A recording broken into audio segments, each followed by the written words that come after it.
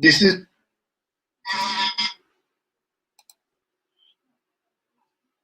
who said that? Yo, you might need me to talk on on again, and y'all play this beat, no bitches killing y'all. Mission complete. Shattering the wrong, cause you don't talk you. I'm a blood on the altar. I'm the Messiah, feels good to be back straight down across all my voice on the track. Cross flag in, you won't begin like an Egyptian. I got the blood, you can keep shit do to me. Till the wall came down, reporting for duty. Rams don't steal motions, all against in my arc of the love. I'm Jesse, Scotty. Sing it, baby. I am Yahweh, there is no one beside me. Wanna get waters, but to burn me by the Lord's strength. Pushing fire, his name Yahweh, to came the fire. Walking perfect, standing tall. You know that's just a roll to the ball. Get back, Bobby heaters to their knee, fish flat. Mama right, that's whack. Got your head bob action toward tag. My father separated, operating spaces with E. While I'm sleeping here, rolling over the deep. Trade down my show, you was truly. 33 guilty, so sue me. Stop my tempo, man, now it's time like nowhere. Sipping on water, falling outside now. It's about to be a tour, nice drive-by. It's a Kaya, Joshua, Moshe, I can do this all. Hey, Astro playing in time, or Reagan, leaving low fruit like a river. Cherry, repenting from standing up on me is that it. Long, don't reaching me on my side, not just live down like E.T. phone. On his judgment, in danger. They killing them to leave to get up people wisdom. I am Yahweh, there is no one beside me. Wanna get waters, but to burn me by the Lord's strength. Pushing fire, his name Yahweh, to came the fire. I am Yahweh, there is no one beside me. Wanna get waters, but to burn me by the Lord's strength. Pushing fire, his name Yahweh, to came the fire.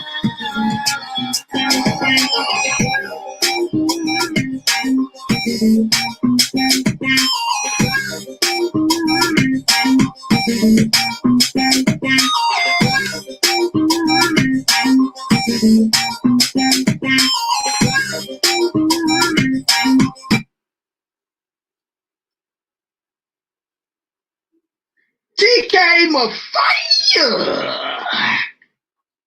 This is a Heat Rock Productions.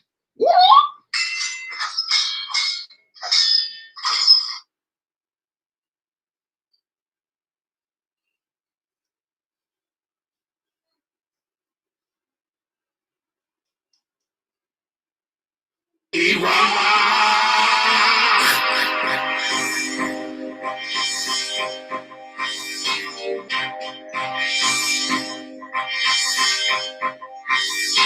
Gold rubies, tabernacles, quotes, topaz, platinum, titanium, diamonds, tree in the pops. Gold rubies, tabernacles, quotes, topaz, platinum, titanium, diamonds, tree in the pops. We're living in those crazy times, the gas in the farm, going on behind the signs. Entice cooperate like fast food, so this will separate the hungry mind from the dying hand. The greed designed for destruction. I let go of the stone. Lords lay dead upon our thrones. The stolen with the first to get it figured. Begin to avenge the crown stained upon the land and the bunch just to entertain. Mentally deeply arranged, caught up in strange cells, death smells from the spells being caught up in the web. Rather forget what's forgotten, leaves forgotten, but it all comes back in the frame. When wondering, standing on the high, wondering why. How could you keep up with the lie? In the meantime, watch the little ones cry. Die before you try. You kept your fake excruciating pain. The stain is in rejecting entertain. The beating of a drum, the blowing of the horn. Sometimes the self-defense go to yourself a gun up and just from the run.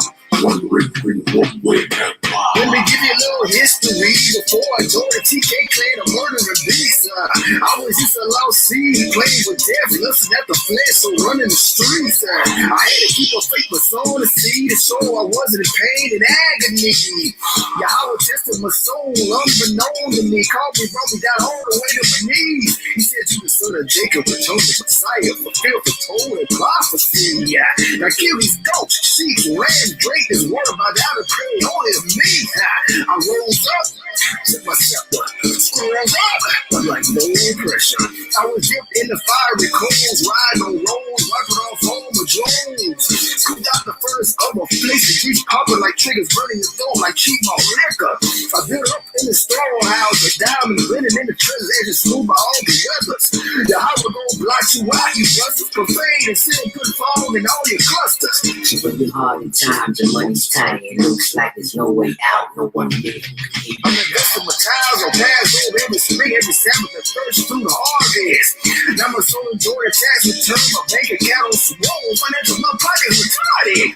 60 degrees, inches go on to another lava, this with Bitcoin head pump. Now I'm a diamond home to your Howard, Ruby's treasure, purple scar, he's sitting on Donald Trump. I'm smelling in the smoker station, got into my forefathers, resurrected, that's VIP. Walking the Torah, spitting Ezekiel's gospel on the cover of Forbes magazine. Somebody better Google me. Promise all this ticket, silver is useless. Going through a blood for my standing chairs. Gold rubies, tabernacles, clothes, gold pants, platinum, titanium, diamond, straight in the box. One person's been 4 and 9, shows it by the Howard, the rules, keeping eternally with a rock.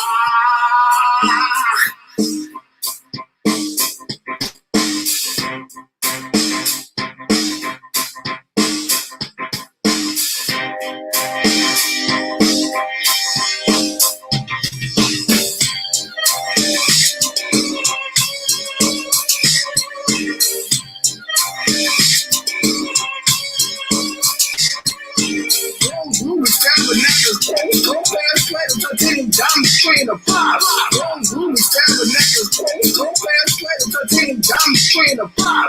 Long rubies, tabernacles, clothes, gold pants, platinum, titanium, diamond straight in the box. Long rubies, tabernacles, clothes, gold pants, platinum, titanium, diamond straight in the box.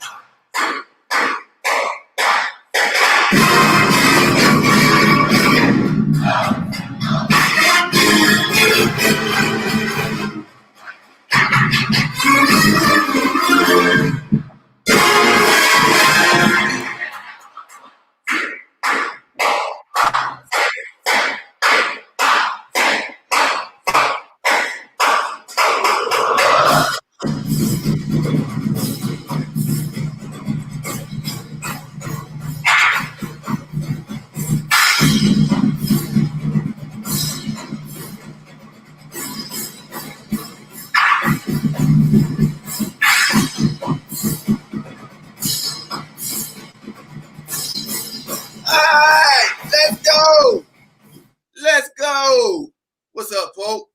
What's up? Let's go. See what we got in the building. Only a few days away. Welcome to another edition of Nole Nights. Yours, TURNTTALLY and Polk County Nole. What's up, Kendrick? No Blooded, Samuel, Shane. What's up, y'all? I did a prediction. Well, I went to a Georgia Tech prediction last live, and they give like the odds, betters, and stuff. I went to an inside source.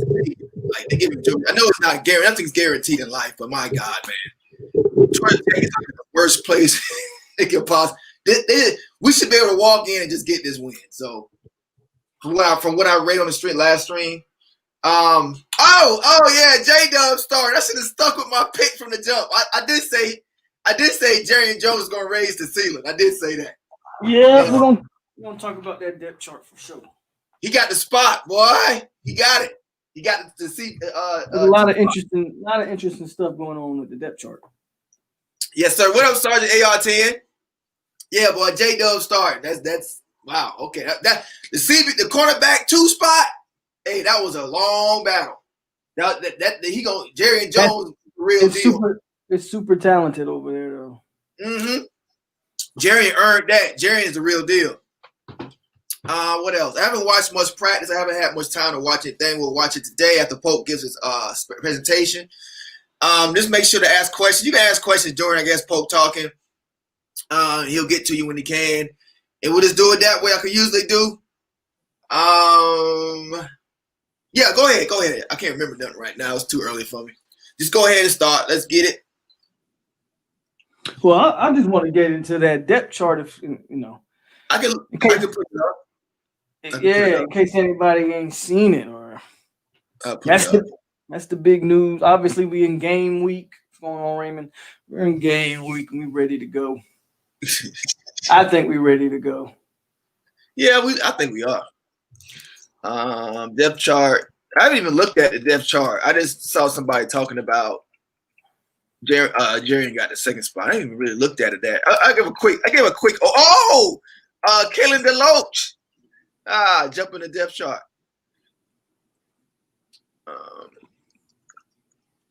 Kalen DeLoach. So the big things with the depth chart off the top of my head, because I did a video on it yesterday. But the big things with the depth chart is Maurice Smith is getting the nod at center. They moved Baby on the guard. Portier is backing up Helton in the slot, which I thought was pretty interesting. And you go right here. You can start from offense or defense. You got it right here. We'll start on the offense. All right, that's the defense. Okay, make me look stupid. Make me sound stupid. Hold on. God dang it. So off the top of my head, man, that's what I remember. And hold on. Oh, there it is right there. I don't know if y'all can't really see it, can you? Can you make it bigger? Damn it. I don't think so. I'm on a laptop. Let me try and just find another one. Okay, wait a minute. There's more. I'm trying to find it where I can. Okay. Oh, that's a good one.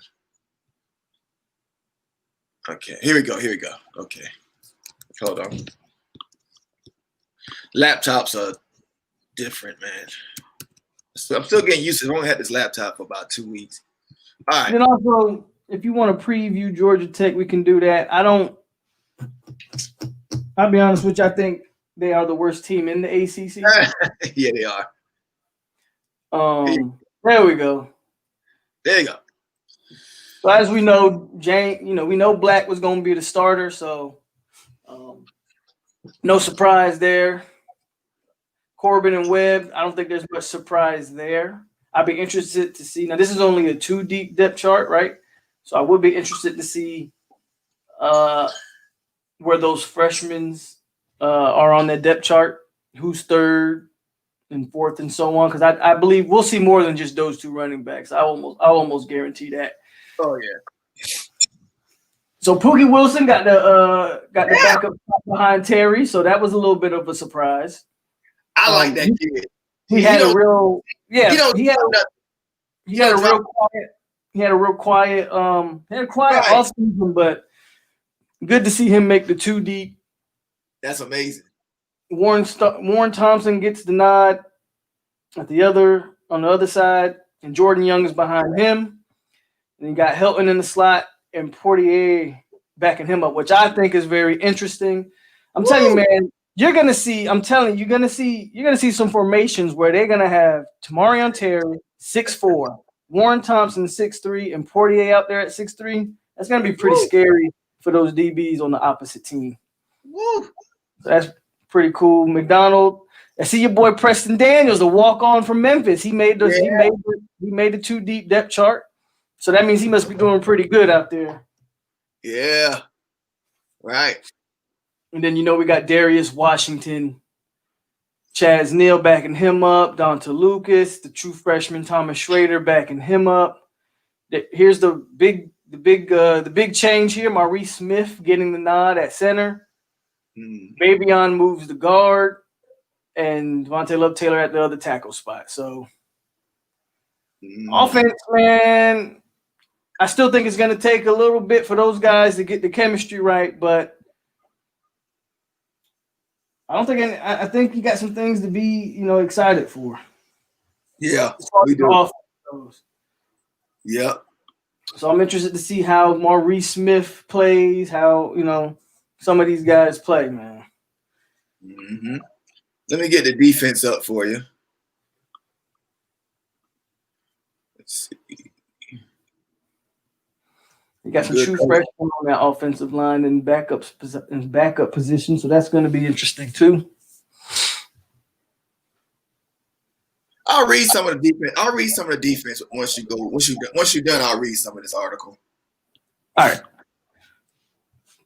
So as far as the game, again, I'm gonna give my prediction on it. I think. I didn't realize we played Miami the second game. Well, it's third week, but yeah. Yeah, it's the third week, but it's the second game. Yeah. Which is really interesting. You think I don't think we're going to – it's so worthless, man, because what it does is, right, it can slow down momentum. But your biggest jump is from game 1 to game 2, which is good. But at the same time, you're not going to get – from what I've heard from the podcast, the so-called experts, they said – I don't know which podcast. They said basically we might not get much tape because they're playing UAB. It'll be a little vanilla. But we won't be – I don't know how this works as far as, like, getting tape on people. But I don't think we'll be able to get the good tape because they'll be playing Louisville. They can't play vanilla against Louisville. They have to let it all out. But I think we'll. So does Miami have a set like? So we got a game, then we got a bye week, and then we play them. Do they have 2 games in a row, or do they have a bye week too? No, they play Louisville. So Louisville's supposed to be good. Yeah, they're supposed to be. They're supposed to be both. Right. So if there's no way Miami can play vanilla against Louisville, so I wouldn't be too worried about getting tape or Miami's going to have to play. I'm not too sure. I mean, if history tells us Miami just can't go out there and cash it in against UAB either. They got to play. You know what I'm saying? That's true. That's true. So I'm not too worried about that. I think I think in this Georgia Tech game, I think the first half could be closer than we think. I think it might take a little bit for the offense to kind of find its groove and find its rhythm. I hope I'm wrong, but I think that could happen. I'm thinking like a score of like 31-13 or something like that, or 32-13 as a final score for that game, where we kind of pull away in that second half. I would love to throw 40 or 50 up on them because I don't think Georgia Tech's good at all.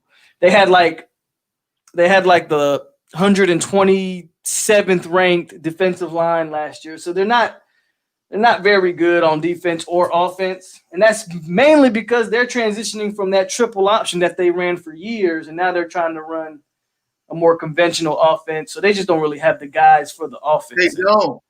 I said that last stream. I said I'll be happy with 50 points, man.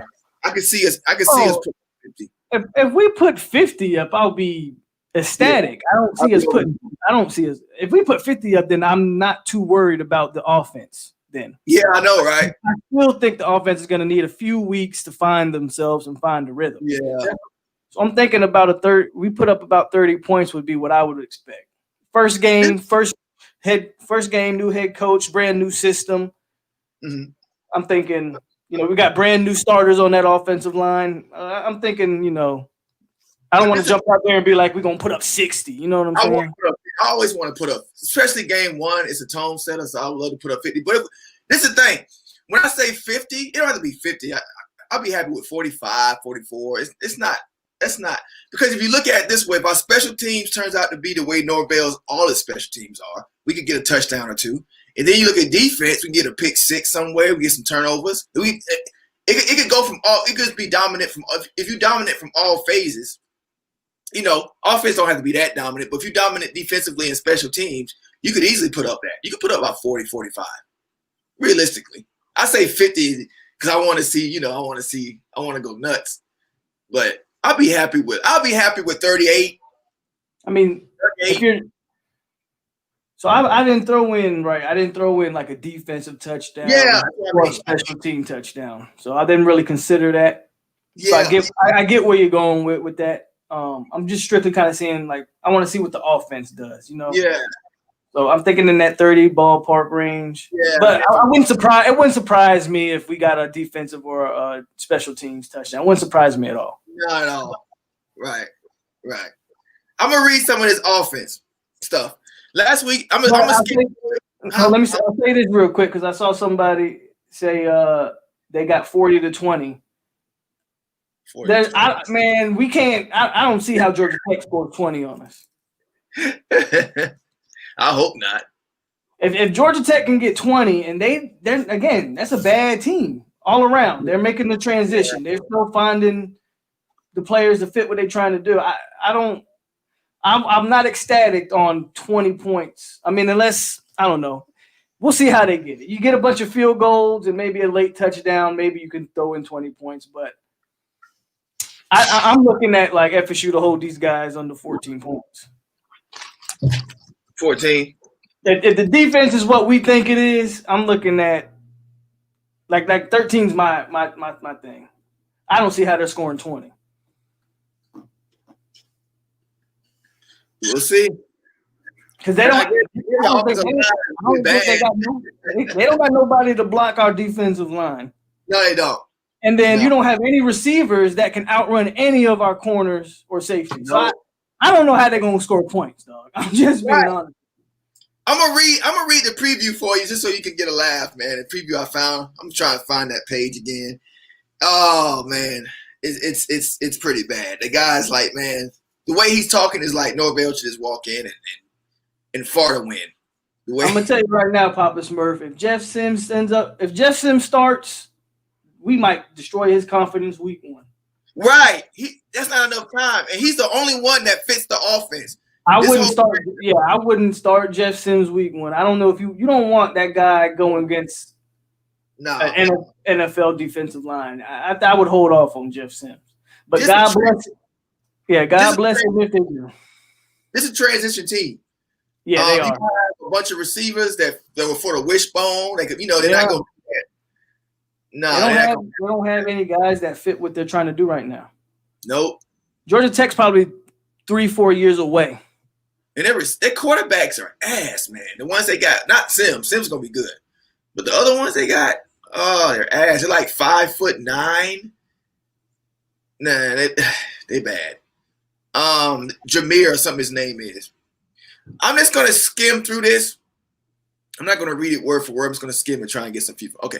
Last week, Norvell announced that red shirt. Okay, yeah. Norvell is team into the season and has been weighing heavy on the minds of FSU fans who would make up blah, blah, blah, blah. Here's a look at the FSU 2 deep line. Okay, we know Darius. His athletic moves well. The coach has been raving about Darius all camp and could develop into a very good left tackle. Has been called an elite athlete. Yeah, I remember that. Chaz Neal offers athleticism as length. You don't like Chaz Neal, do you? Somebody don't like Chaz Neal. Was it you? Polk, your sound's gone. Oh, my bad, Polk. Polk, you muted. You muted, Polk. Hold on. I didn't do that. Did you mute yourself? Why is your mic muted? You might have to come back in. Oh, you mute. Hey, Polk, you muted yourself. You muted yourself. Let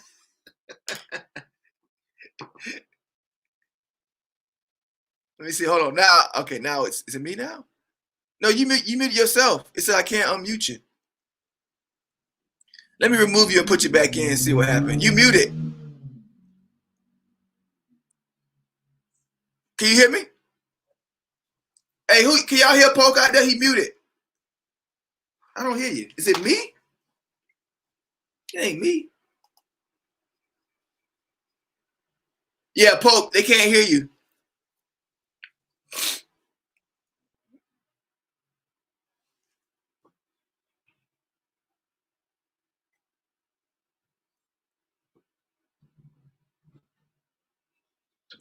No, you might have to. You're gonna have to come out and come back in. That's the only way. I think it's something wrong. StreamYard be buggy like that. Just leave the room and come back in through the Can you hear me?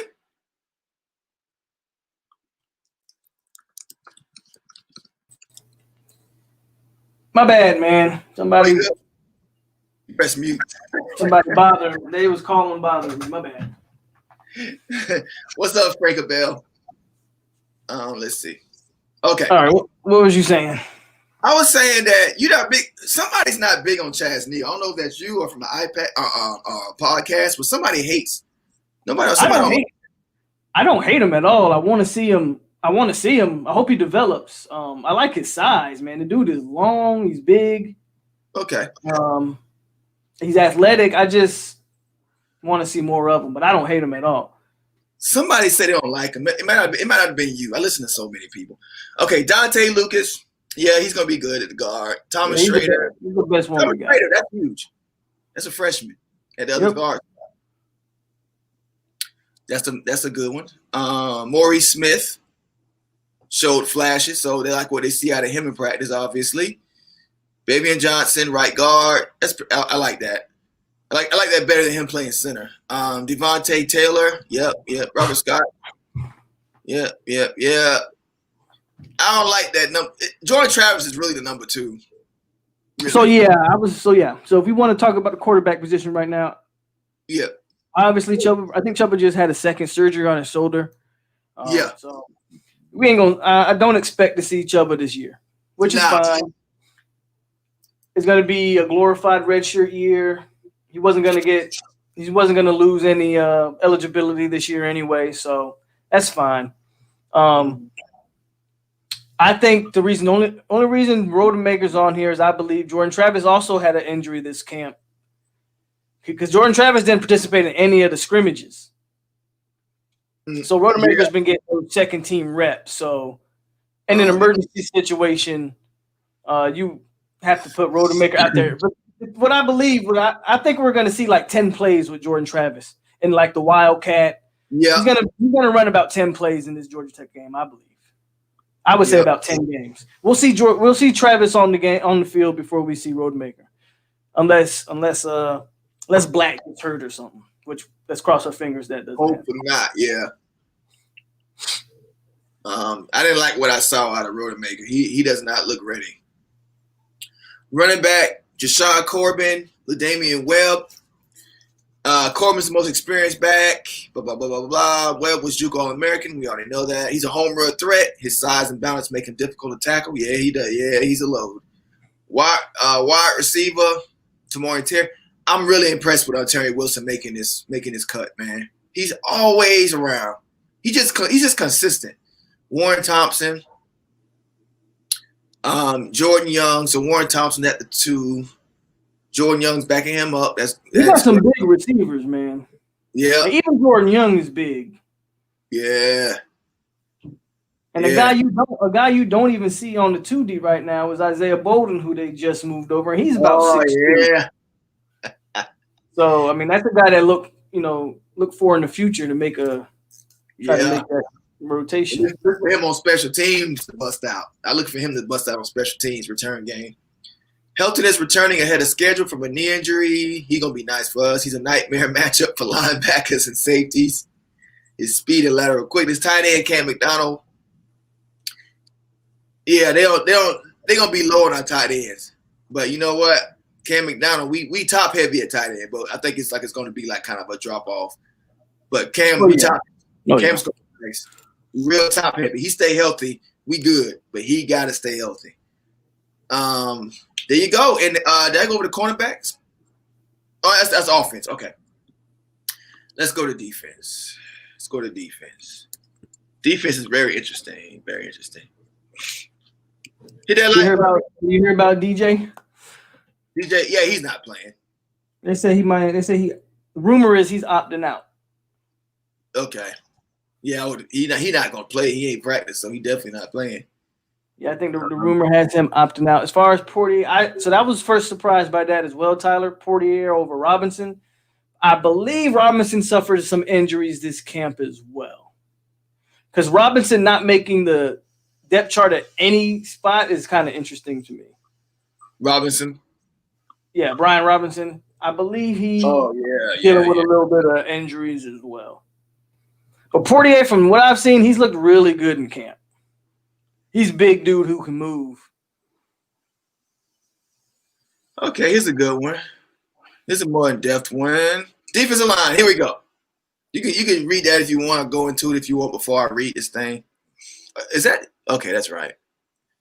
So you got Kane Doe, Robinson, Marvin Wilson backed up by Durden, Robert Cooper, Fabian Lovett backs up. Cooper, yeah, he's starting. Robert Cooper, True Thompson backing up, and Malcolm Ray back up at the nose guard. It's pretty good. Defensive line has the potential to be among the best in the country. There's talent, experience, and excellent depth here. The biggest question mark continues to be the pass rush. Now, I feel that Kane Doe's going to bust out, but we're going to need somebody else. We can't just have one pass rusher like that. I know Gainer's going to be good in packages, but we need dudes that base, that base defense that can get to the quarterback. In the 4-2-5 cover package, something like that. We don't blitz. Kane Doe's Quayshawn Fuller is going to have to fill that role, I believe.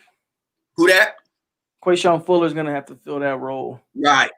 That hopefully, role when Kane Doe needs to take a break.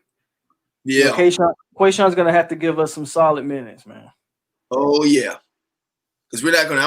I don't really think anybody else. We got a lot of run stoppers. We kind of lacking at pass rush behind Kane Doe, I'm thinking. But I haven't seen practice. We don't even know. They've kept it pretty hush. Starters: Leonard Warner,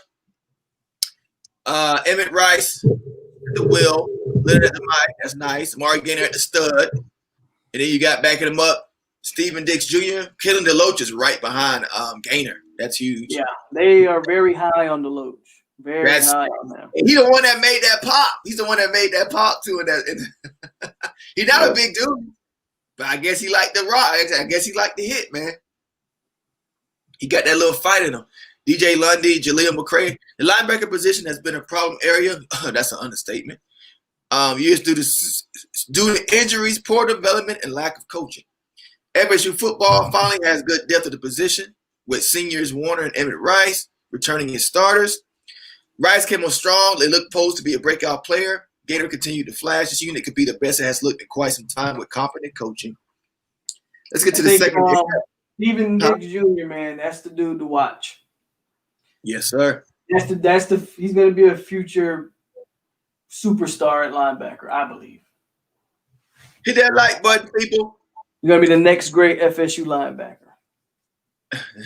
Hit that like button, people. Nole Night, yours truly, TURNTTALLY in Polk County. Nole, donate to the channel. Also, check out the clothing line. I still got to make some clothes. Also, I'll be putting a video out tomorrow with some tape or whatever. I think I'm going to do it. Y'all all like that Norvell stuff I do with Norvell interview. I think I'm going to do a Norvell thing where I call Norvell. All right, defensive backs. All right, so I don't know why okay, Akeem Dent. This ain't right, man. Nah. This ain't even right. He's over here. He's putting what he wants to put. This is an old article. I just realized that because he put Akeem Dent somewhere. He said he wants Akeem Dent somewhere. Like you don't even know. You don't even watch him practice. How you know what you want to put in, man? Defensive depth chart, FSU. All right, come on. I just found you before. Okay, here's one. It takes you here. Then I gotta.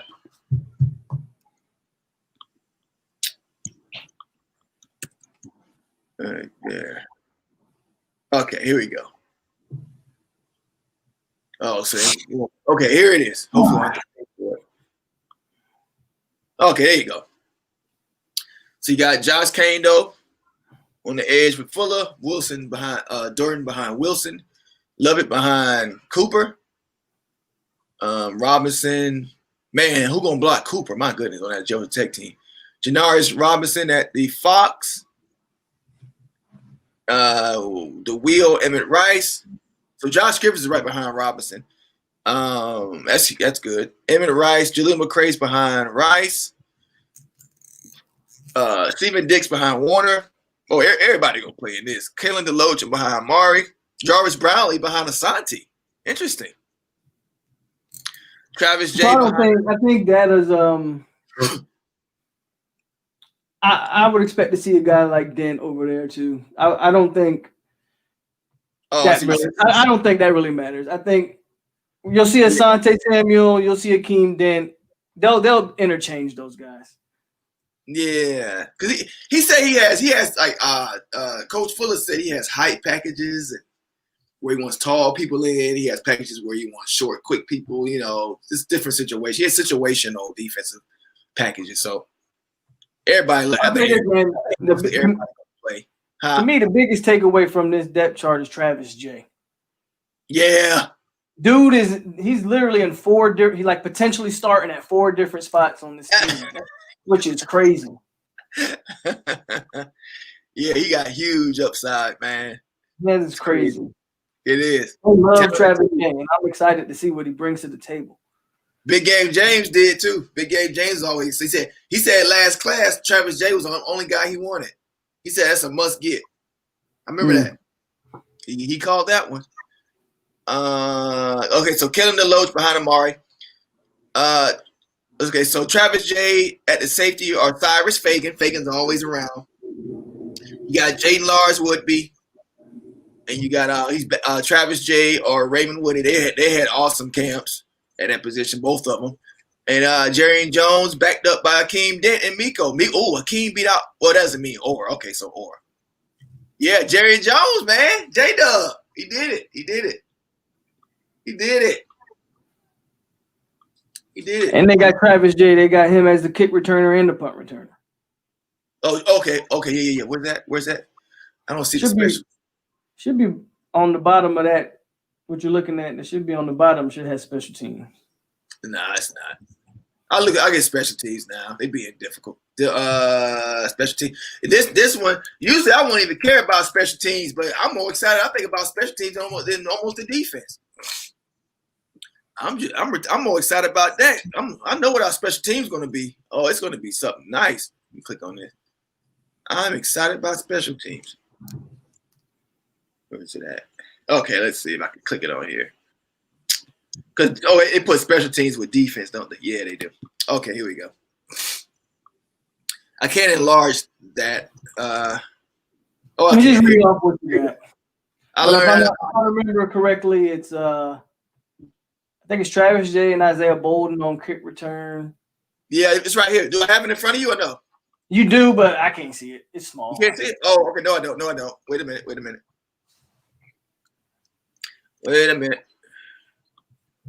That kind of surprised me too, Tyler. They said they were working J-Dub at safety most of the camp, but they put him at corner. So either way, I ain't mad at it. As far as Demore Tate goes, there ain't no reason to throw him out there unless he's 100% better than somebody. I mean, we are deep at secondary, so no reason to rush Demore Tate out there. Don't sleep on some of these kids, man. Don't sleep on the Browleys of the world. All right, here you go. All right. Here you go. Yeah, J-Dub, Rose, J-Dub. I told y'all he was gonna raise the ceiling. Told y'all. I wonder why JJ is cornerback and not free safety. Because he can play both, man. He started as a true freshman at Mississippi State. He's a ball hawk, man. I told y'all this. Dawson hurt. Don't know how long he's going to be out. Okay. Here go the specialists. Ryan Fitzgerald. Okay, number one kicker. I'm not really looking at him. Who we need to keep an eye on is a guy from Melbourne, Australia. Alex Mastrano. He gonna flip the field for us, man. That's why when I say 50 points is doable, 50 points is doable. He can flip the field. Like that's when you got a defense and a punter like that. Even if your offense is not good, man, it's gonna put you in good situations though. That's what I'm excited about. I'm excited about that part of the special teams and return game.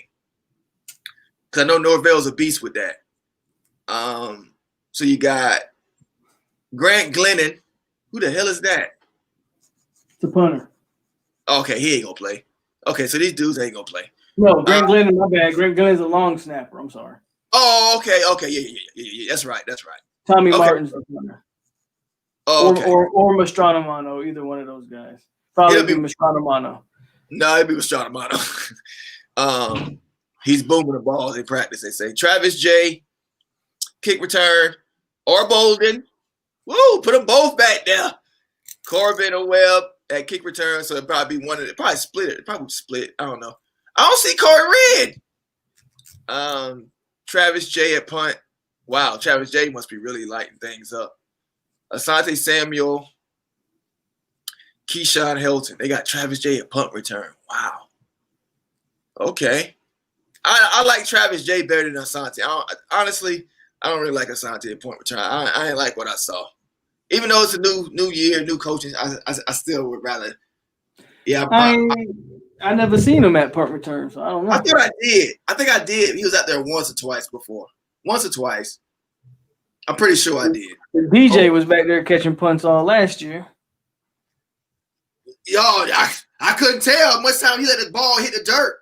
God dang, man. He would never catch the ball. He let the ball hit and roll and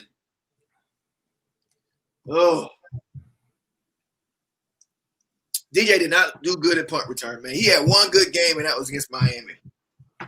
That was it, about 2 years ago. Other than that, I ain't really seen him do nothing on punt return. Travis Dago, I think Travis, that's saying something. If Coach Norvell's all about trust and doing things right. So if he put Travis J there, look out, man. Travis J being a redshirt freshman too, look out. So you say Corey ran for the screen game? Kevin Brown? Hit that like button, people. Hit that like button. Oh, here we go. Akeem Dent. The first interview, someone asked him, his reply was, I'm just going with the flow for right now. His words, not mine. We can go through some tape. What else is there to talk about before I start playing? I can play some video of Akeem Dent interview. I can go through all that stuff if y'all want. I haven't watched any of it. That's an old interview, but I mean that's like a month. That interview's from like a month ago. Oh, okay. Oh, I saw that one. But hold on. There's new stuff today from Coach. There's new stuff today from Coach Norvell. Well, they interviewed Warren Thompson today. I saw a couple of those, but I haven't watched anything. Let's see. What's the name of it? So it'd be Warren, I think.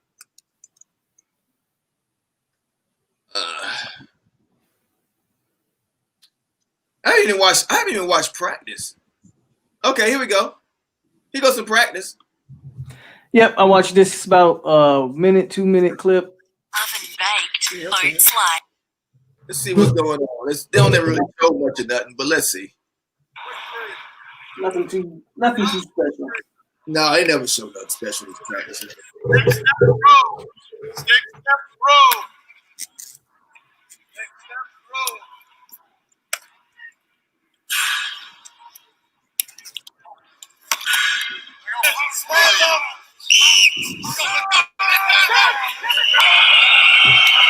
That's the crowd, man.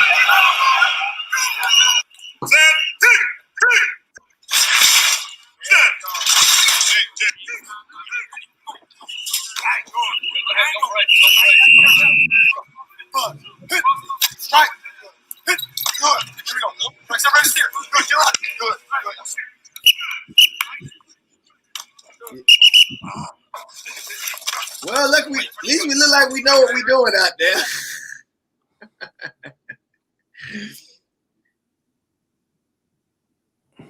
Okay, they don't show nothing. Yeah, they don't. Yeah, at least You can't take nothing from any of that. You can't. Yeah, you can't. But we look organized. We look organized. I would hope so. Yeah, $1 million coaches. Yeah, hey, we haven't been doing that. Okay, let's go through a little coach. This is coach.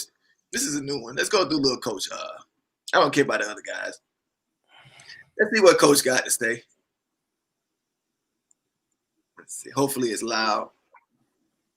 This sound be horrible. Let's see if it sound good. Else to what we need to do to perform at the best of our ability. Still a lot of things to continue to clean up. We're working through this game week. Guys, I think, have a pretty good understanding of the game plan. You know, we got to do a better job when it comes to our execution, trusting the fundamentals, and making sure that we're maximizing the most of the opportunity within each practice rep, and as well as just the day in general. So, obviously excited that game week is here. Excited for the opportunity. You know, we need to play a game to get a sense of where we are when it comes to our overall. We're going to find out now. All the talking is over. We're pushing extremely hard in practice and as a coaching staff, trying to hold to the. I haven't heard about him being hurt either. Continuing to push for buy-in every single rep to maximize each of those opportunities. So, yeah, Kevin, I think the first quarter or two, we might be a little sloppy.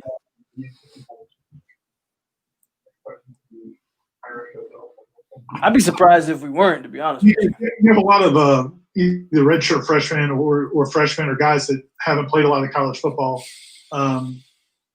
Going into a season opener, do you and your staff watch those guys a little more closely because of emotions and things like that, or do you treat them like anybody else? I try to, guys that haven't played, a lot of football, I try to make sure that we are pushing, every button that we can push to try to force a reaction, to see who is, can handle, pressure, the expectation that's going to be thrown on them, because everybody that takes the field, coaches, players, everybody involved on Saturday is going to be emotional. There's going to be anxiety. There's going to be probably some nerves going into it. But whenever you play the game, a decent amount and have that experience, you really fall back on that pretty quick. For a newcomer, I've seen it go a couple. I hate some of the questions they ask him. Too big for them. So dumb. Preston Daniels, that's the walk-on tight end out of Memphis. That's make that quick transition. So I do believe in how we practice. He gonna be a run block. He gonna be a run block. Yeah, I'm surprised to see him make the 2 deep. Atmosphere. Well, it's because of that injury, but yeah, Novell likes him a lot. He's a walk-on. Yeah, but the fact that they put him in over Carter Boatwright, I mean, that's your scholar. That's your scholarship tight end, and you put a walk-on in over him. That's interesting to me.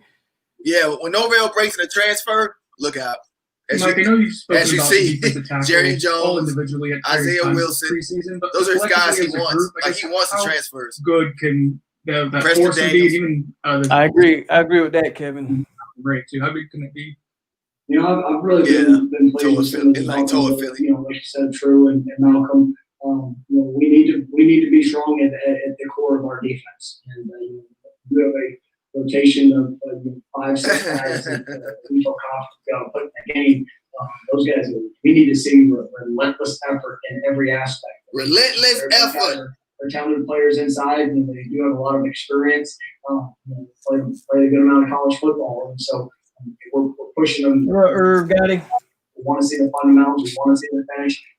Those guys that we need, that needs to be the strength of this team. It is probably the deepest unit that we have on our football team, and those guys need to play at a very high level.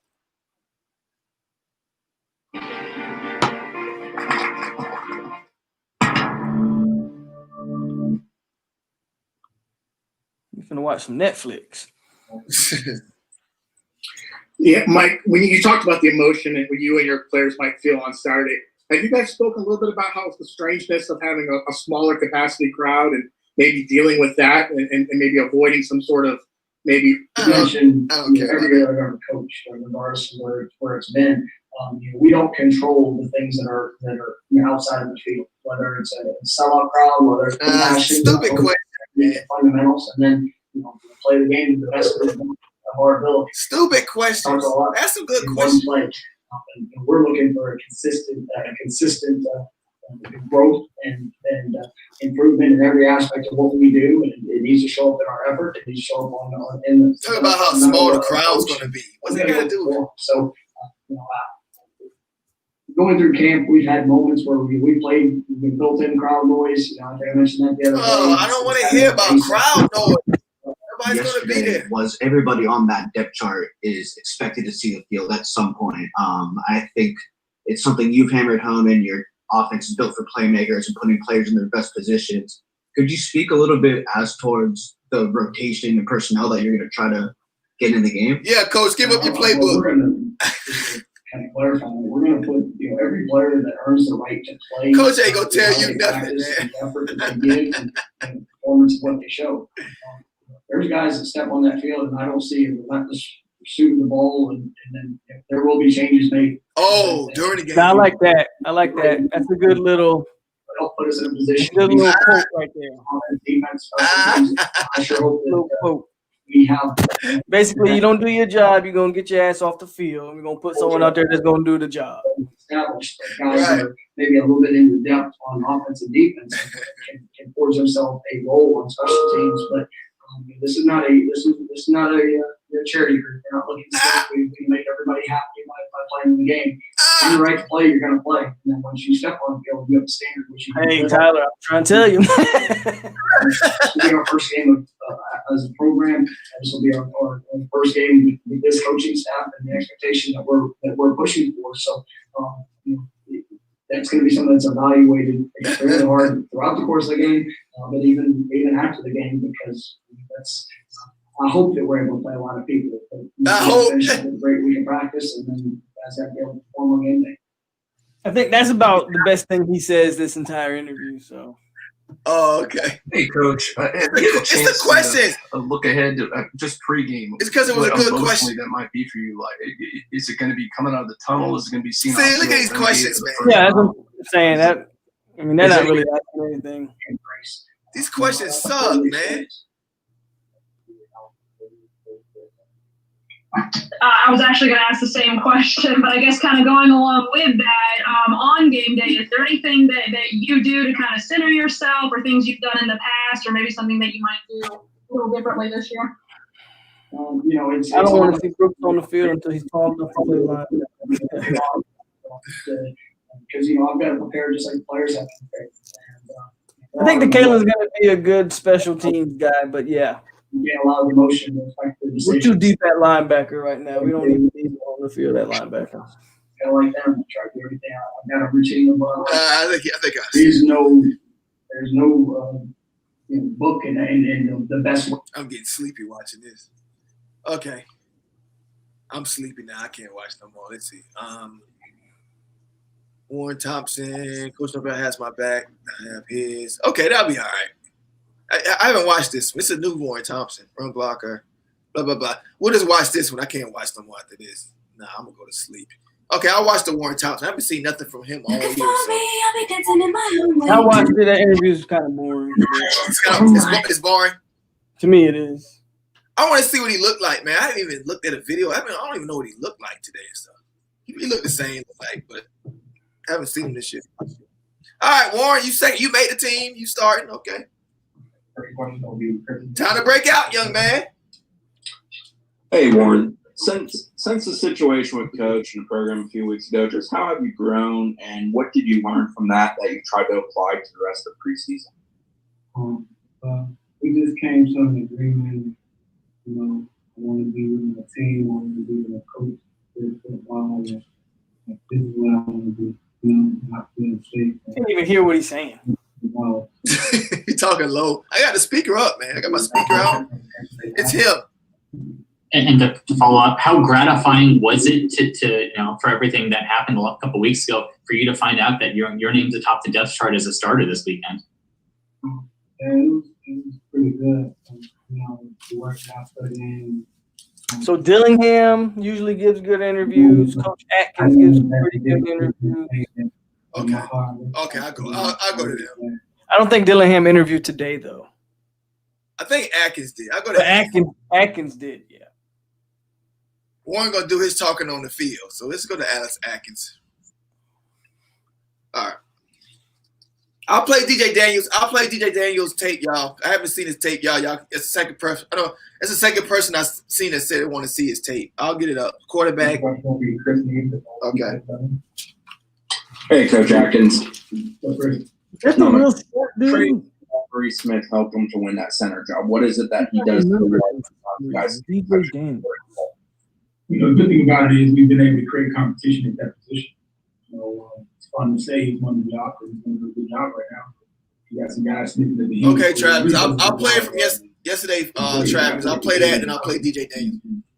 Tight situations. Okay. Job of that. And also just learning. Playing offensive line, a lot of people contribute to athleticism, range, all that kind of stuff, which is awesome. But you got to know how to see the pictures of the game. The lines, fronts, playing the balance. It's just like people drive cars. They drive cars every day, but how many times they back to the trade? So it's hard to do. You got to do it multiple times before you can master it. So it's just building that experience at the time and has been the main goal, so he can see the pictures and be able to execute at a high level. The more pictures, you feel more confident. Okay, so DJ Daniels was drafted by the Toronto Blue Jays. Obviously, you had mentioned early in camp that you've been impressed with Darius Washington, and you mentioned him as an elite athlete. Can you talk about his development as camp went on? Very similar to Maurice. They both played in some games last year, but were able to redshirt. So it's not 4 years to play. Okay, that's interesting. So I like his athletic ability, just like Maurice's. It's just more seeing the pictures of the game. Can you recognize outside pressure? Does he know what to do when it is spiking? Does he know how many times did he see it? That's what builds the confidence to play at the elite level. I've been just impressed with the tools they have to work with.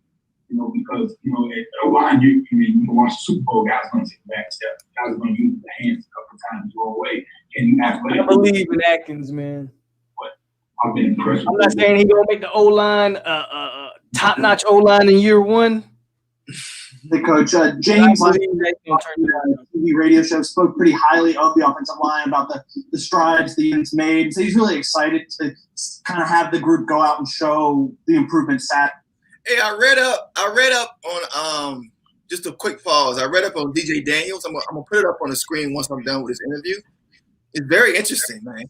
Norvell has done more to add competition to this team and do these little things more than I've seen in our program in 3 years. It's crazy. I'm gonna go ahead and go back to this. That'll help us. He always has a plan in place. Saturday. What can you speak to about just the general improvements, especially I would say since you got him back in June, July to now, just the growth of the unit as a whole? Every day is a new day. Most likely trying to instill what you did yesterday with that now you got to come perform each day. Because just like you said, DJ Daniels is already practicing with the team. He's already on the field with us. The opportunity to show what you know. My Lord. You work on something your whole life, then get that one moment. He's already practicing with the team. Yeah, but he's not yet on the official roster. Yeah. So I don't know what that means. I don't know, man. That's interesting. That's interesting. I don't know how much. I wonder how much of a eligibility he has because he went pro. Right. Norvell's sneaky, man. He's sneaky. I like it. Hey, Coach, having been an offensive coordinator and been around other offensive coordinators, what has this staff been like in terms of Kenny and Coach Norvell in terms of preparing for a game? Do they do things? Do different head coaches and coordinators do things differently? What have you seen from them as you guys prepare for an actual game week? Yeah, that was the big reason. Yeah, he on the roster yesterday, number 10, right? I'm gonna read the article. He's number 10, but he's not listed on the official roster. Yeah, I don't think he is, but he's playing. He's practicing. We'll see. I'm gonna look into it. They're just going to bring it out when the moment's come. No, it's all in the detail. Offensive line, if anything, we don't have, at least we'll be smarter. Can we at least be smart? Stop missing blocks and jumping off sides. Need to be physical. That's what they need. Yeah. It's all, but I mean, even if we're not that physical, right? If we like lose with a lack of talent in some spots, I'll take that. They got him at running back. Okay. I don't know that I'll be happy. I'll be happy. Even if we're not that, like in some spots, I don't think we can be physical at some spots. But my thing is, sometimes it's just about being in the right place. If you get beat, if somebody runs through you, I'll take that to him just going straight through clean. I think because you don't know where to go. Oh, Kevin going to big. So DJ Daniels he's a running back. Brady Scott, what kind of value he brings as a reserve? Given 22. He's on the offensive line. Yeah, I'm gonna get an article and get the tape. He's a very experienced guy. After this, I wouldn't expect much from DJ Daniels. He has been through the change. But he got him as a freshman. That's interesting. So, and he's been on the field. He's played in those moments. He's been in those games. He was in those games on the last drive. He was in those games. So you can be excited about it. The experience is everything. He brings that much needed experience we have to be able to educate with that. The best thing I've enjoyed about Brady is he is coaching those young guys through those moments. Who are you talking about? And that's valuable. Because as a coach, I think you see everything. When they go into those. Talking about Brady Scott right here. If you talk about Atkins, you talk about Brady Scott. Want to succeed and want to teach those young guys who were going to go to the NBA second deal. Hey, the third series you're going, this series you're going. And then after that, of course, it go by, production and the level of play and things like that. It does come with value. But everywhere I've been able to kind of have a little small rotation between 7 guys, which I think has been valuable for us. There you go. Especially early in the season when it's pretty hot, just like any other position, So we got about 7 guys. guys. It used to be a time when you just put your 5 out there and you live and die with it. Some people still, operate in that way. And I hate that. I've had some success when I've been able to roll up. Right. Thank you. 5. Athleticism may not be kind of the first word you think of with offensive linemen, but I would say especially the guys you have and kind of that depth fit that mold. I guess especially as the game keeps evolving, how important is that trait when you're evaluating your guys? If you watch the NFL combine, they are running, sub 5 flats, and wow. Coach, just wondering if Bavion sort of volunteered to move to guard, or if there was something you saw more suitable to playing guard, and just I guess how much more or less responsibility is it when you don't have to be the center? And is that freeing Bavion off to be a better player for you? I think it will. Well, no, you try to put your best 5 out there. Yeah.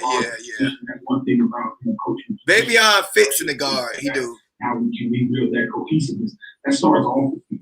So I really didn't have to have a volunteer or I'm making you do it. That makes a lot of sense. I didn't like him at center. How do we defeat what's in front of us?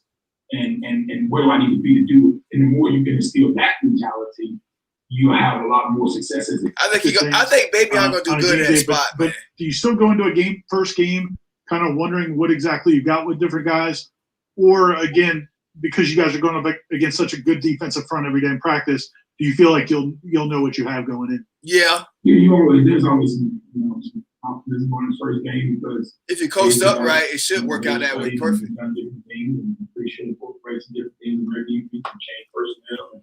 And it should work out. 2 things you got to prepare for what you see in the past.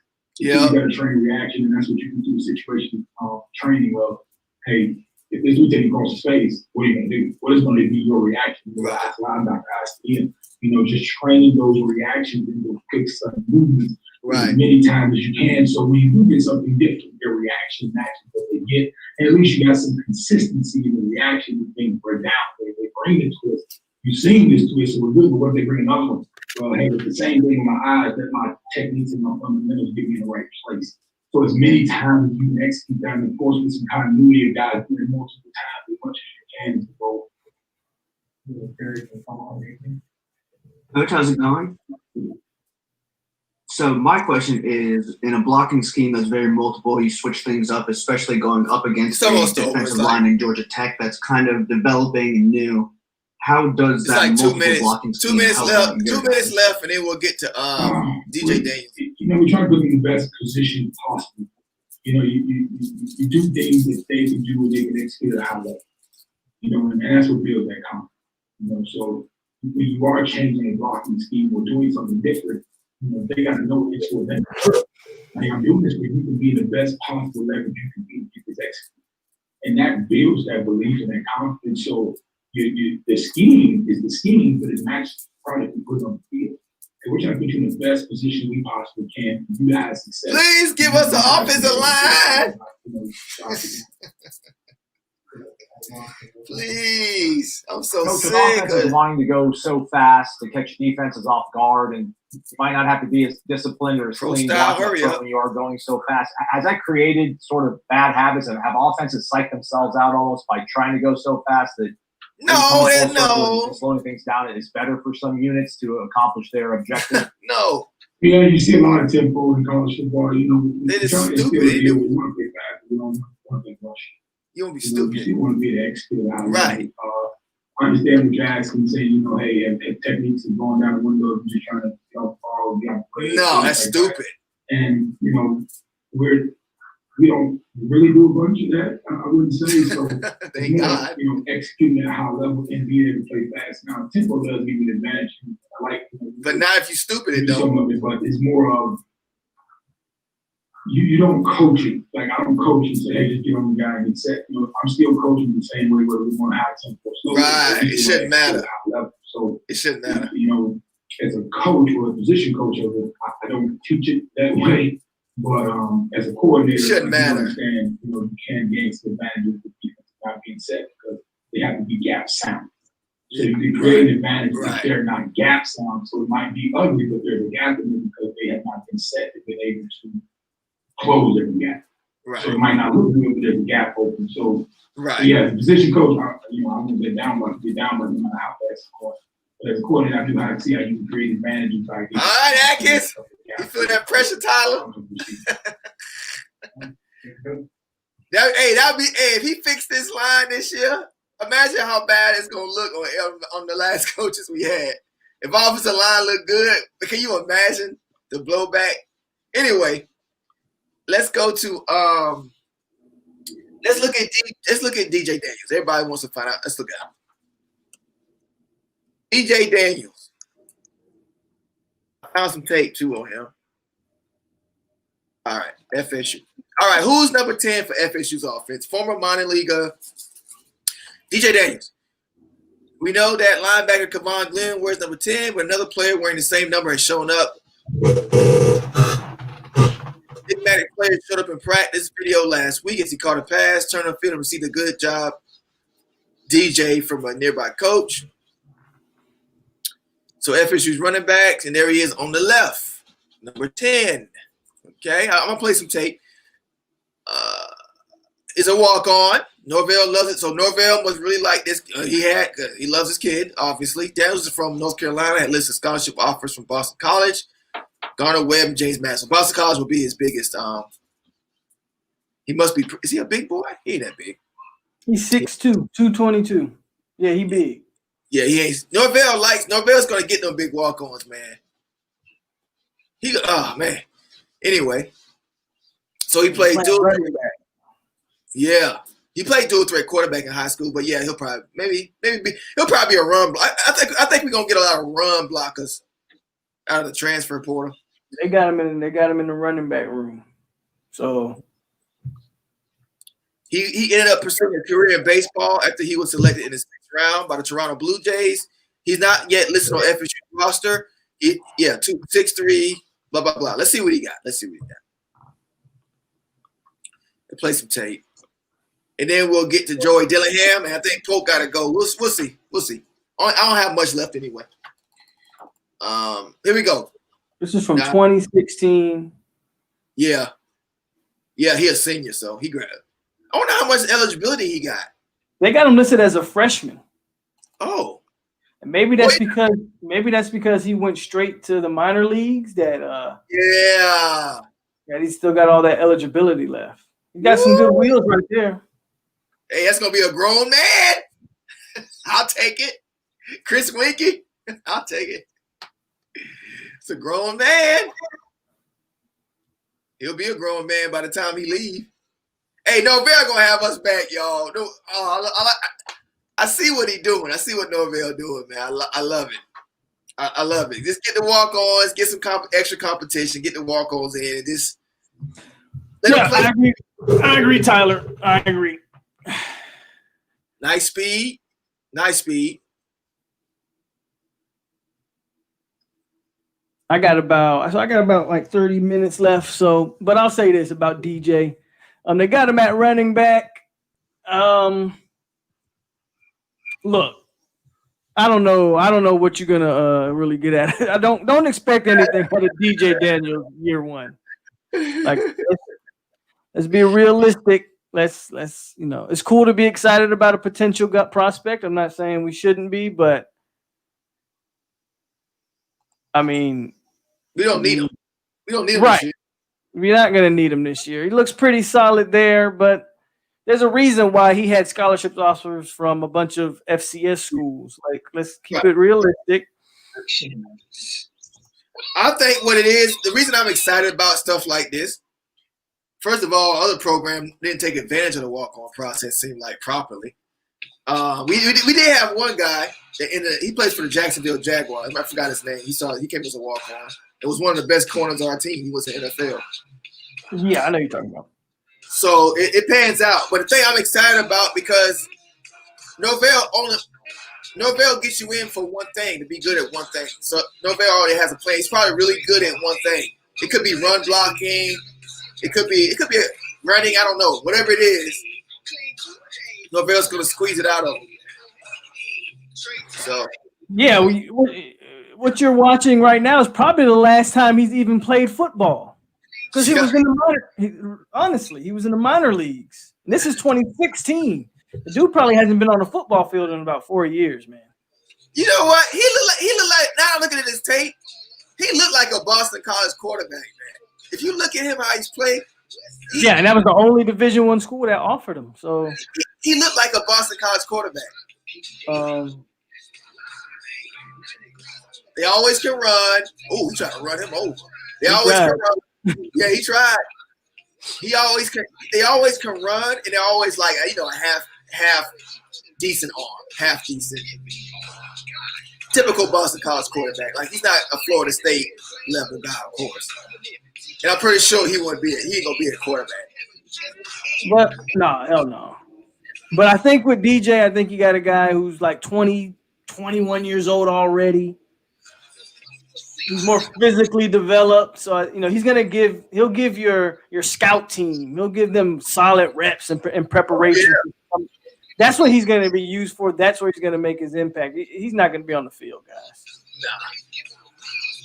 He'll give you defense fits in practice. Rose, I'm telling you right now, they start Sims game 1, we gonna ruin them. Yeah, I know.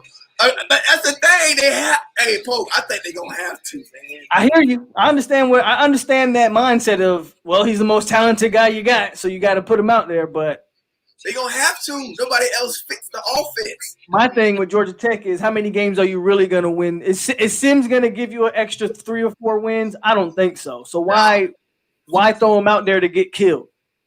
I know, because the other quarterbacks are ass. That's why. They're like 5'8", no throwing ability. No, he's 6'3", man, with an arm. He's gonna be good. So I don't know what else they got on that depth chart, but I know Georgia Tech, you're not picked to win many games this year, anyways. Don't ruin Jeff Sims year 1. Give him a chance. Give him a chance. He might transfer out. Go ahead. I was just going to say, give him a chance to learn. Give him a chance to develop his body. Because Jeff Sims, he's tall, but he's skinny too. So you got to develop his body. You ready for a laugh, Polk? You ready for a laugh? Go ahead. Georgia Tech, here we go. Georgia Tech versus Florida State. This is the gambling side. This is the expert. Watch this. Mike Norvell's tenure in Tallahassee gets underway with an extremely winnable game against Georgia Tech. The Yellow Jackets finished 2019 with a 3-9 record, essentially serving as a punching bag for the rest of the ACC. Traveling to the Panhandle to kick off this year isn't as challenging as playing at Clemson, but Jeff Collins and his crew are likely to get drubbed in the season opener for the second. Drubbed, right? It gets worse. Before we finalize the Georgia Tech versus Florida State pick, let's check on the odds. So there's your odds. I think 54 points. It says it's going to be 54 points even. So I hope we get at least 38 of that, if not 40-something. Right. Not only did Georgia Tech win just 3 games in 2019, but they only covered the spread 3 times as well. Sadly, Florida State can't be trusted after, of course. The good news for Tomahawk Nation is the Willie Taggart. Okay, this is when he starts throwing the low blows. The good news for Tomahawk Nation is that Willie Taggart chapter has been closed, and Mike Norvell looks poised to return his program to relevancy. Norvell led Memphis to an AAC title last year and helped guide one of the most prolific offenses in the country. Yes, sir. And their line was a lot smaller than ours, folks. To further elucidate Memphis didn't look good the other night, man. They didn't look good. It didn't look good, huh? I didn't watch it. They did? Interesting. You can tell they didn't look like the same team. That same fire. They had that fire. They had that same fire, huh? That's what you mean. That's what you're saying. The defense definitely wasn't as good as it had been. Wow. Okay. To further elucidate why FSU is laying 11 points, that's what we're favored by. Just take a quick peek at the ACC odds or these team projected win totals. The Seminoles to win the conference, the projected win total is 7. The Yellow Jackets projected win total is 2.5. Enough said. Damn. Yeah. Yeah, they're the bottom feeders of the ACC. So I know why the FSU fans are excited, because we should blow this team out. We should. We should. Right. I'm just trying to give a little bit of that. Yes, we are definitely more talented than them across the board, but we're working through our own issues is all I'm saying. So let's just, you know what I'm saying? Let's just keep it realistic. Now, they could go out there and if they go out there and put 50 on them, Miami better watch out. I don't know what Miami gonna do against UAB. Yeah, but Miami better watch out if we go out there and we throw 50 on Georgia Tech, because I don't expect 50. I don't either. But man, I mean, wow. I wouldn't be surprised. I don't expect it, but I wouldn't be surprised. But I want to see what they look like before once I see what they look like, I might be like, okay, this team has, this or that. You know what I'm saying? But right now, I just can't see us scoring 50. But the good things that work in our favor, Black is experienced. Black's seen it all. He's played tough teams. So, James Black is experienced. He has chemistry with Tamorion Terry. Right. I saw a play where Warren Thompson ran straight by Jarvis Browley, like he just burnt him. I think Warren Thompson, man, I think that guy's going to do some damage. So we definitely got the weapons. Yes, sir. Papa Smurf says 31-10. I'm thinking about 31-13. So me and him are about on the same page. On the wraps. Not only that, but even if let's say FSU does jump up big and we jump up 31-0 in the first half, we'll probably play the other guys to get some reps. So you can expect a drop off when you start playing those second string guys. You know what I mean? Mm-hmm. So I just think 50 is really unlikely, and I think 40 is kind of stretching it too. He's going to start. He's going to start Sims. Looks like, man. You think so? He hasn't announced the starter yet. When I read this, it's starting to get smoky. When it's smoke, there's fire. I mean, look at this. Okay, so FSU's committed to James Blackman, and Jeff Collins remains undecided still till this day, with 3 days before the game, right? Four days. Remains undecided on who's going to start in the center for the Yellow Jackets. Like, come on. Or at least he's being awfully coy and keeping it under wraps. Perhaps we see a combination. He knows. As a head coach, he better know. So he knows who he's going to start. He knows. He's trying not to let Florida State know who he's going to start. It's Jeff Sims. It has to be. Perhaps we see a combination of James Graham, trash, Jordan Yates, trash, but don't count out freshman Jeff Sims having an impact. In any case, Collins remains intent. They're both like 5'9", 5'8", average wishbone quarterbacks, man. He's going to start Sims. Recruiting bigger offensive linemen and more capable pass catchers will ultimately raise the ceiling, right? However, their floor gets lowered during this transitional phase. They have no wide receivers. They have wishbone receivers. In this particular matchup, the Yellow Jackets will lean on Jordan Mason. Okay, so it's a running back. Jordan Mason and Jahmyr Gibbs pound the rock between the tackles. They don't have much talent. Gibbs is probably the most talented guy they got on that entire team, to be honest with you. That's it. So they'll be trying to run the ball on us. So and he's a true freshman. Okay, Georgia Tech has had their hands full trying to establish an identity in practice. Now we're asking Jeff Collins to figure things out on the fly in Doak Campbell Stadium in front of upwards of 20,000 fans, while ACC counterparts are going with a no fans policy, blah, blah, blah, blah, blah. Those are allowed to pump in. I kind of agree with Travis on that. If Sims starts, we're going to get about 2 pick sixes. So now we in the 40 range if Sims starts, I think, because he gonna throw a couple. He gonna throw us a couple interceptions, I think. I don't know. That kid showed out on us last season. He throw interceptions. Boise State, true freshman. Yeah, but that was a completely different coach football team. Those boys didn't know if they were running a 3-4 or a 4-3 last year. Hey, he gonna be Sims gonna be good, not right away. But we'll see. I don't want to say the odds are stacked up against the Yellow Jackets, but the odds are stacked up against the Yellow Jackets. Turnt, you going live during the game? Yeah, the whole game. Yep, the whole game. I can't do it. I'd be too into the game. I'd be too into the game. I can't. I ain't gonna really. I'm gonna be live, but I'm gonna be watching. I ain't gonna really be talking much to people on here. This is gonna be. I can't face the screen with the camera. Yeah. So yeah, it's gonna be a lot of people, like a lot of new people. I got they're gonna come through.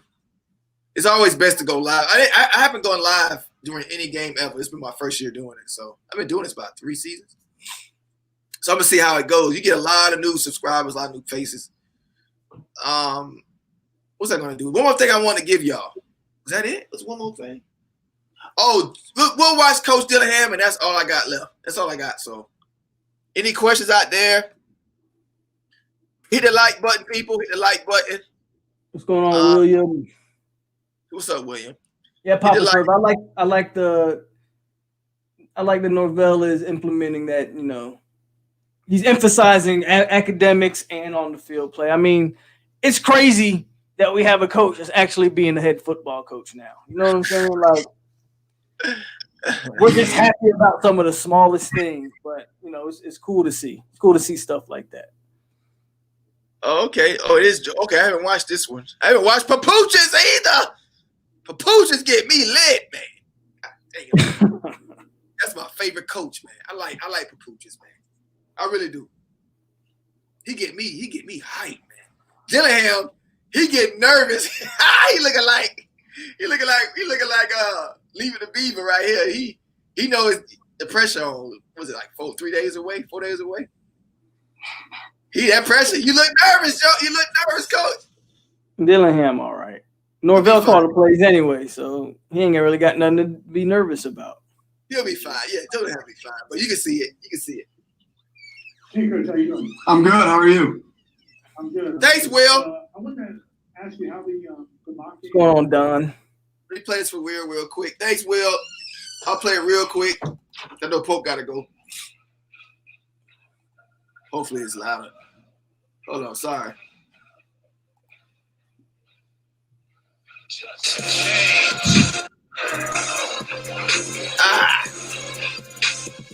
Thanks, Will. Let's go. Chop it up.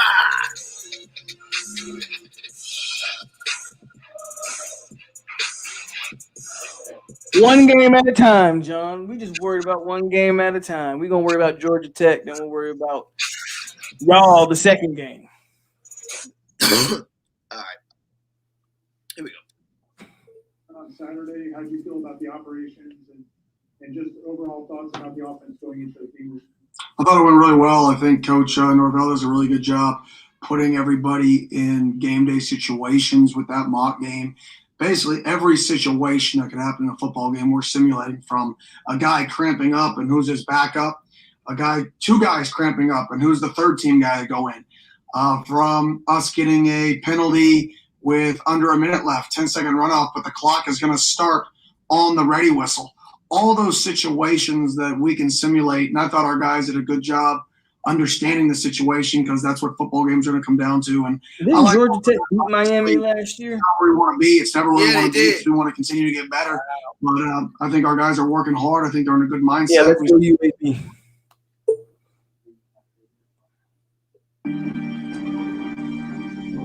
Yeah, they did. Georgia Tech did, yeah. Excuse me. Hey, Kenny, what have you seen out of Warren Thompson in camp to help him kind of run the starting job? I think he's done a great job. Ball skills. He's a guy who can go attack the football. He's obviously a big body who's explosive. I mean, he's a really dynamic playmaker. And having him out there on the field at the same time as Terry, having him out on the field at the same time as pretty much anybody, he is an explosive playmaker that we're going to try to get the ball vertically down the field. That's going to be physical in the blocking game. He's just done a really nice job for us in all aspects this fall camp.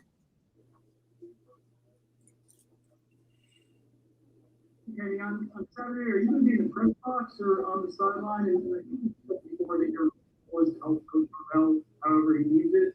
What does that specifically look like with going ahead and play calling, moving 2 or 3 plays ahead, or making suggestions? How does that kind of work on game? Well, I want to be in the press box. I'm always in the press box.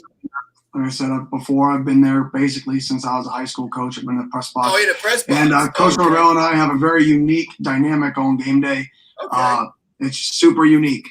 But the good thing is we're always on the same page. It works. I mean, that's the one thing. That's why I'm back here with Coach, and that's why I want to be here with Coach. And I'm excited to operate a game with him again. Because we're on the same page. And our communication is completely fluid, and it's just a unique and special dynamic on game days. I like that. Hey, Coach. Coach Norvell kind of started out obviously talking about game week and all that. I mean, what's up, Teacher? As well. What's going on? Offseason. How nice has, I guess, the normalcy of preseason camp and now the normalcy of game week been? It's been awesome. I mean, just getting back on the field with the guys. You know, I love coaching. I really do. Like, I love coaching and being able to just get back out there and coach. You know, the guys, they love football. Being able to get back out there and play football. So just the normalcy with all this stuff, COVID related. So you live after the game too, or just during the game? The game you love or coaching the game you love is just a blessing. Yeah, long live stream. Yeah, that's what you do. You get a lot of viewers, man. When you do that, you get a lot of new people. I've seen people do it before. They get a lot of. You'll meet jerks. You'll get jerks. You got to block people too. Well, I think game ones, there's so many unknowns. I mean, yeah, you can see what a player was a year ago, 9 months ago, but I know that staff has done a phenomenal job in the offseason with those guys. So there's so many unknowns going into week one. The key is to be able to execute and worry about yourself. It's not as much about scheme. It's not as much about their strengths or weaknesses, because there's so many unknowns to that. So you really have to evaluate what you do well. And I think that's going into week ones. I think what successful teams do is they're not as worried about the opponent. They're more worried about themselves. Right. And that's a coaching cliche that you can take week to week to week to week. But I think that is really, really, really important when you're talking week one, when there's so many other dynamics that could happen that you don't understand and you don't know that their team's going through. Thanks, Sandra. I'm going to play it for you real quick. Say hello to Spark, the new smart app and guitar app that jam along with you using intelligent technology. Thanks, Sandra.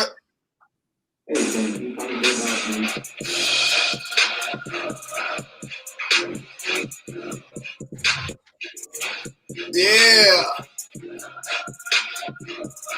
Let's go. Let's go.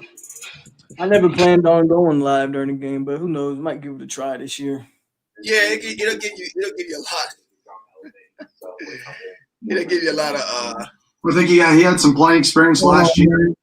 The guy who's super athletic, super powerful for his size. So I think his athleticism and strength, because he is a strong guy for his size, allows us to be extremely flexible up there with a lot of line movement that this conference brings. This conference is a big line movement conference, a lot of pressures. His athleticism is going to help us from that regard. And we like athletic guys up front, and I think his versatility up front is essential for us. And he's done a really good job mentally. Coach Atkins has done a really good job with him mentally to be able to ID fronts, ID pressure, looks, ID everything he would need to see from safety rotation to linebacker location when it comes to helping our quarterback in protections, whether it comes to IDing the front. protect black men. So they're going to be trolling hard. Huh? Tyler said Miami going to be in the live stream. I said, yeah, because they don't have a game that day, so they're going to be trolling hard. Yeah, I don't put up with that. I don't put up with that mess. I'll block that. I don't put up with none of that foolishness. Because if people are trying last week, people are trying to take your joy away. Last, week and a half, we've kind of explored with it. But that's something that we've explored with. I mean, really going back to spring ball, we've kind of been moving those guys around. So that's just been one of the many moving pieces on our football team that we've just kind of been putting in every once in a while and trying to find what combination is the best. And I think that 5 combination, was the most productive playing and play out through the fall camp. Yeah, I'll block all that stupidity. I'm not putting up with that. I mean, Mike talked about he has all these sort of plans and options in case something happens, whether it's health related or player personnel stuff. I mean, not only for you guys as coaches, but what is Mike? They can't pull up in here with me if I don't want them to. What does it do to like the psyche of the 19-year-old, 20-year-old kid who's playing football? Well, I think when kids are smart. And I think sometimes adults, coaches, fans, media, they don't understand how smart kids are. Kids understand, players understand when you're organized. Players understand when you have a plan. Players understand you believe in what you're talking about. And that's something that I think Coach Norvell does an incredible job of, is every time he talks, every time he presents, our guys believe in him because he's put in the work to develop the plan. And that plan, he believes in that plan. I believe in that plan. Our coaching staff believes in that plan. So when we actually teach it and explain the plan, our guys understand that we believe in it and they see it and then they believe in it. So I think it all starts at, coach's organizational skills and then the time he puts in to actually sit down and hammer out all the little details. I mean, we talked about rain delays and what our operation is on a rain delay and how they've changed the rules. And now it's with less than a certain amount of time in the first half, it now is going to take over halftime. So you're not going to get a halftime. We've discussed that. I don't know how many teams in the country have discussed the new rain delay rule. And that's something that Coach Norvell, no little detail is going to go past him. And all that stuff is why he's the head coach he is. I work with a guy like he just made me think of a guy I work with in the military. He was a nerdy dude. He's really nerdy, very analytical, a nerd, straight up nerd. People used to pick on him, everything. I had to work up under him. And he outranked me, and he was just the biggest nerd. But he used to drive me crazy because he was so detail oriented. Like I put the key in the wrong, bro. Norvell sound like that dude. Norvell sound like you like him, but not to work with some guy. But I guess he like working with that. I guess because they fit each other. I can't. Many kinds of love as people. I couldn't deal with that, man. Goodness gracious. Every little detail. Thank you. Y'all have a good day. All right. One more video. You got to go? Yeah, I'm gonna get on out of here. All right. I'm just going to play one more video anyway. But thanks for coming along, man. Shout out to the crowd. Go ahead. Go ahead and say what you got. I'm just saying, man, this game week, there's gonna be more to come this week. I plan on doing like a little preview where we're gonna preview Georgia Tech and see what they bring into the table, which isn't much. No, I'm gonna be watching that Thursday night game with Miami, just because I want to see how Miami looking. They acting like, man, they acting like your boy be throwing 6 TDs in a scrimmage, and they acting like dude is the next Lamar Jackson or something. I don't know. Have they been talking? Have they been talking a lot? It's been kind of quiet. I ain't been getting much. No, they've been talking. They've been talking, but I ain't gonna waste too much time talking about them guys. But hey, that's good. Another good night, an old night, man. This is a big week for us, so I'm excited. There's gonna be more stuff to come. If you're not already, man, go to my channel. Go ahead and subscribe. Check me out, and I'll catch you later. Turnt. All right, man. Thanks for coming. Y'all stay classy, Seminoles. Yeah. I'm out here. All right, guys. Peace out. Peace. All right, y'all. I got one more. I'm gonna play this, and then we're gonna ride on out. Matter of fact, let me see if FSU got any football news today. Let's see. Top stories, practice highlights, the practice updates. Let's see what the practice updates see. Let's see the practice updates. I don't know if y'all seen this yet. Hit that like button before y'all go, man. Hold on. Hold on. All right, practice squad. Hold on. Hit the like button.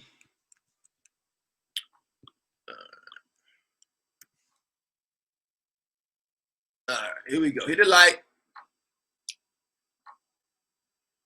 All right, let's look at the notebook here. All right, so you got Norvell spoke to the media. He said he'll have some nerves. It's the FSU depth charts.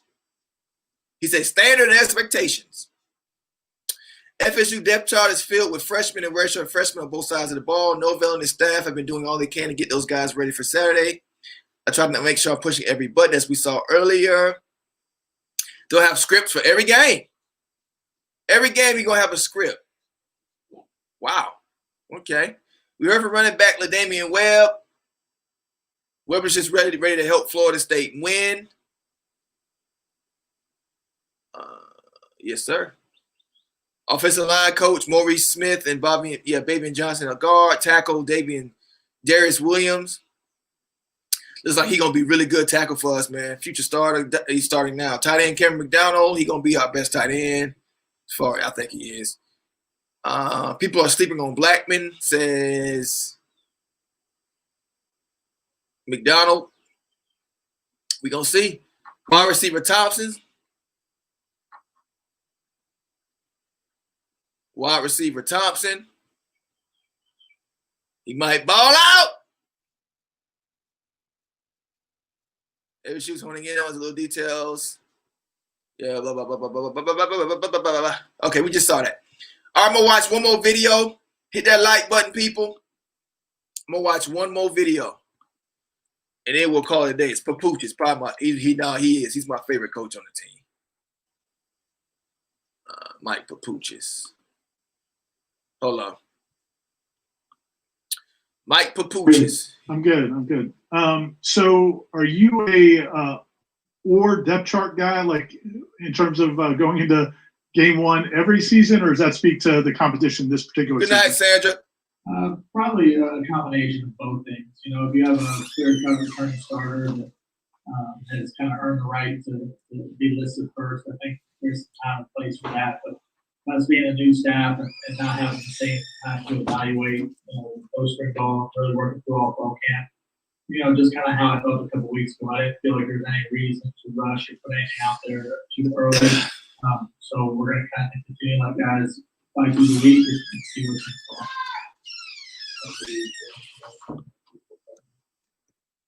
Hey, Coach, how's it going? Hey, Brian.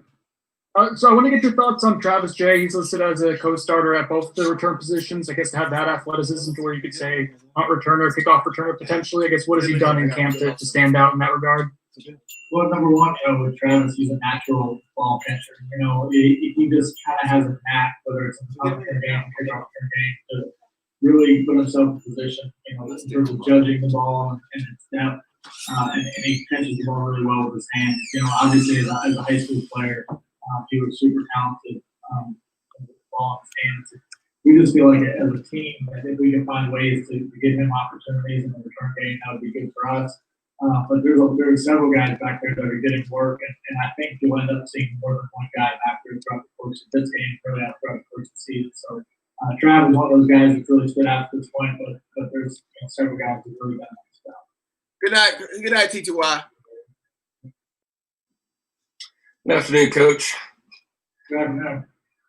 I want to ask you about the looking at your orgs on the return team. The guys, you got some of the guys you got listed there, Travis J, Jay Sean, LaDamian, are all listed as starters offensively or defensively as well.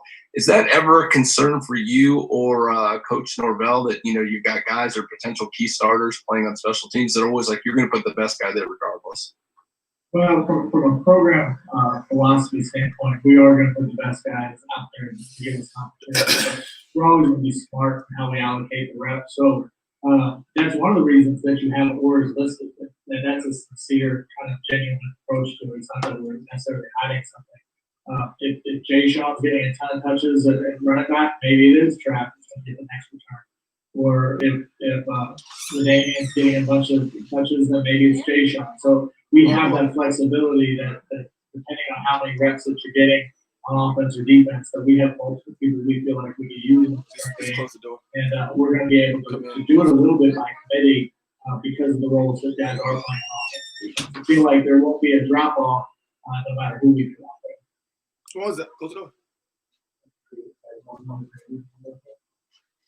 Coach, you'll be coaching the defensive ends, and the offense is going to be on the field, and you got to coach your defensive ends, but you also have to kind of be mindful of like punt unit having to roll out there. Just how do you balance, and it's not new for you, but how do you go about balancing those sort of duties that are going on simultaneously?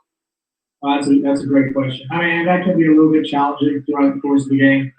I think probably the one for me that can be the most challenging is when we have our punt pressure unit, because we're going to be on defense, obviously. And then transition immediately into a special teams play. But you kind of have your plan for that going into it. This, like you said, isn't the first time I've gone through it. So you just got to be really aware on the sideline. When you're making corrections, when the offense is on the field, you got to kind of always have one eye on the down and distance. You got to have the punt team ready. And then when we're on defense, you got to have in your mind kind of as third down is going and what your thoughts are for punt pressure. So you got to kind of be a multitasker. But probably the two easier units are the kickoff cover and kickoff return because there's always kind of a break there when you have a change of possession. But no, you're right. But it something that I have a lot of experience doing. But it does take an ability to kind of switch gears really fast. We haven't seen the kickers since we saw them briefly in the spring. I know Parker's got a really strong leg. Would there be any, and I don't know how that compares to Ryan because we haven't seen him as much at this level, but would there be a situation where one guy might be more likely in longer distances or shorter distances, or is it going to be one guy? Right. Ideally, you'd like it to be one guy because, what you don't really want to do is have guys guessing when it's their opportunity to go in based off of field position. We're always going to put ourselves in a position to have the best opportunity to make it. So, we're never going to sacrifice that aspect of it. But with Ryan's leg, Parker's well known for his leg strength, but Ryan has a very strong leg himself. So I don't think we're going to have to do it that way if Ryan ends up being the guy that takes a lot of those reps. But, some of that's still obviously to be determined, and we're going to kind of let that go. But I think to your question, I don't think we're going to be rotating based on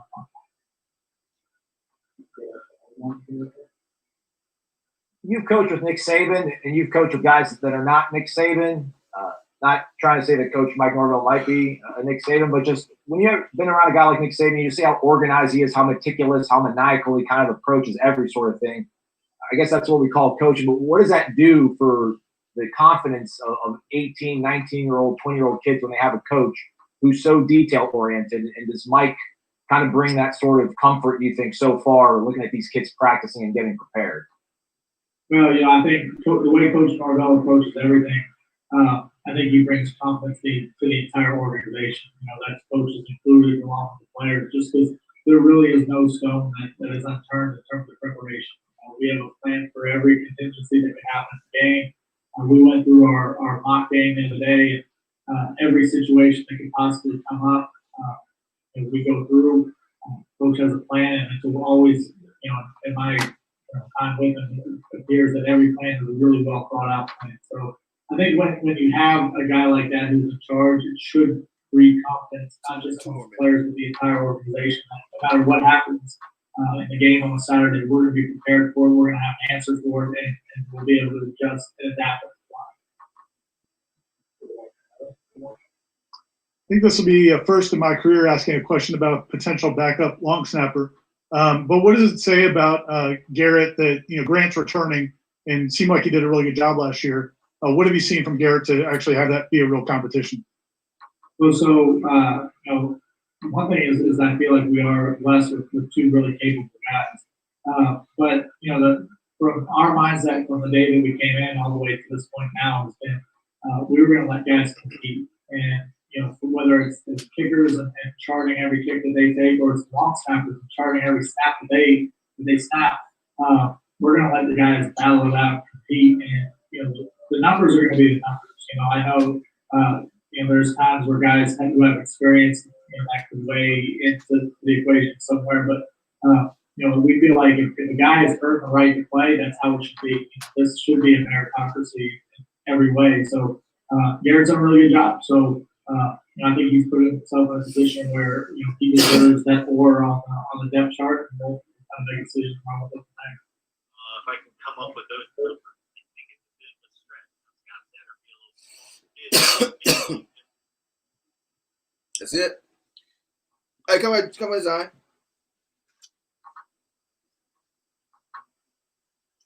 Y'all, it's my son's birthday today. Everybody give him a good Nole welcome. Let me take this off. Hey, Cameron, how you doing? Come here, Zion. My son's birthday today. Give him a good Nole welcome. How old you turning today, boy? 7. Speak louder. How old? 7. 7 years old. Oh, shit. 7 years old. What you wearing? What you got for your birthday? Hold it. Hold it. What you got? Watch.